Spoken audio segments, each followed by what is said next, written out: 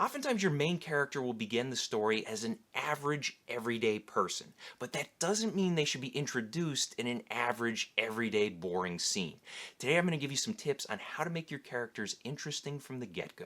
By the way, my name is Brandon McNulty. I'm the author of Bad Parts, also the author of Entry Wounds, and welcome to my writing channel. One of my subscribers requested a video on how to introduce everyday characters without boring your audience to tears, and I thought this was a great idea for a video because there's a lot of ways to doing it. I came up with 10 specific ways to introduce normal, everyday, average characters, and we're going to get right to them right now. First tip, and this one is very effective, first tip is to introduce your villain before your hero. Because if you open up your story right off the bat with your villain doing villainous things and creating conflict and creating tension, by the time you do introduce the hero, we're already engaged in the story. We're already wondering, okay, how is this villain going to impact the story, and how is this average person going to deal with that villain? A great example of this comes from the movie Terminator.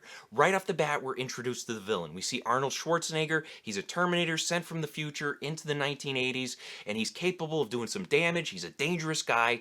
Right off the bat, there's conflict, there's tension, and by the time we are introduced to Sarah Connor, who's just an everyday waitress, by the time we're introduced to her, we're concerned. We're concerned, what is this Terminator going to do? Who's he going to try and kill? And when we meet Sarah Connor, we're worried for her, and we're wondering, how is she going to survive? Tip number 2 is to introduce your main character in a moment of weakness.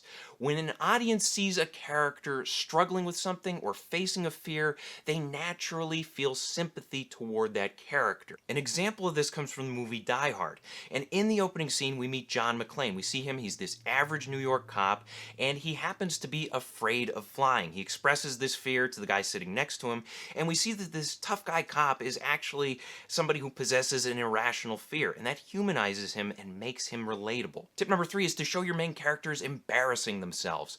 There's nothing that creates sympathy faster than a character who falls on their face, who embarrasses themselves in front of a group of people. A great example of this comes from the first Spider-Man movie, the one from 2002.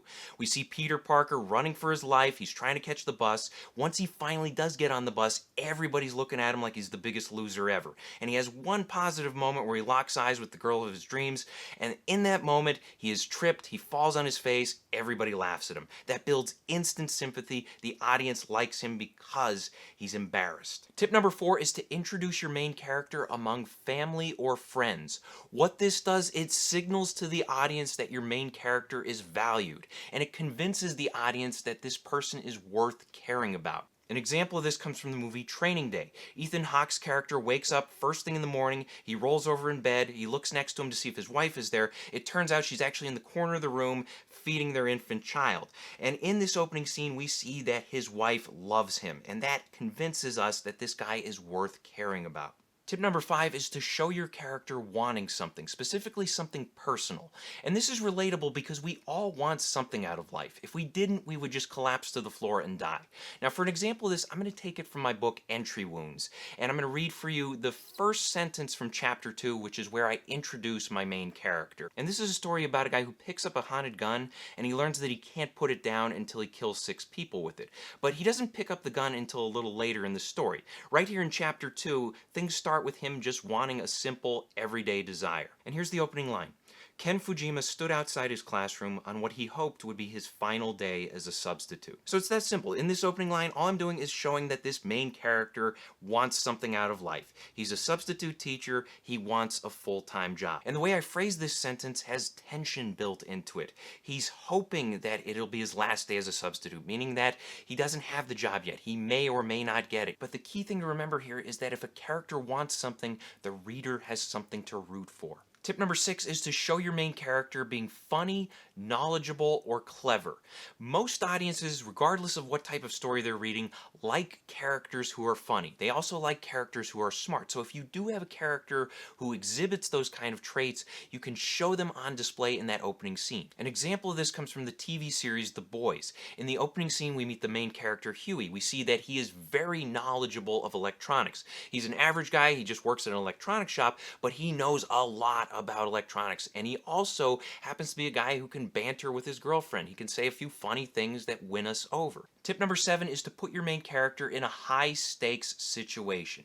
And to be clear, this doesn't mean that it has to be life and death stakes. It could be something as simple as a job interview, like for instance in the movie The Shining. Tip number 8 is to open with a flash forward. And this is when you take a scene from either the middle of your story or the end of your story and you stick it right there at the beginning. You open up with the main character doing something cool or something mysterious, and this makes the audience curious about how they get to this point. You may have an average character, like for instance in Breaking Bad, you have this average guy, Walter White. He's a high school teacher. He's not a very exciting guy, but the opening scene of the first episode shows him doing some exciting stuff. He's driving around in his underwear trying to run for his life, and this makes us curious about him and how he got to this point. And if you want to learn more about this, check out my recent video on In Medias Res. I will link it at the top of the screen as well as in the description below. Tip number 9 is to have something special or something tragic happen to your main character. Remember, just because they're an average person doesn't mean that unique things can't happen to them.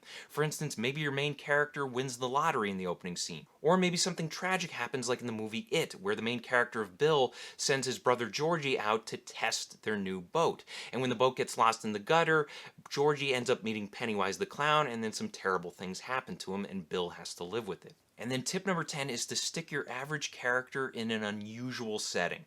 And this is going to vary depending on the type of story you're writing, but a great example of this comes from the movie A Quiet Place. In the opening scene, we're introduced to an average family, a father, a mother, and their children.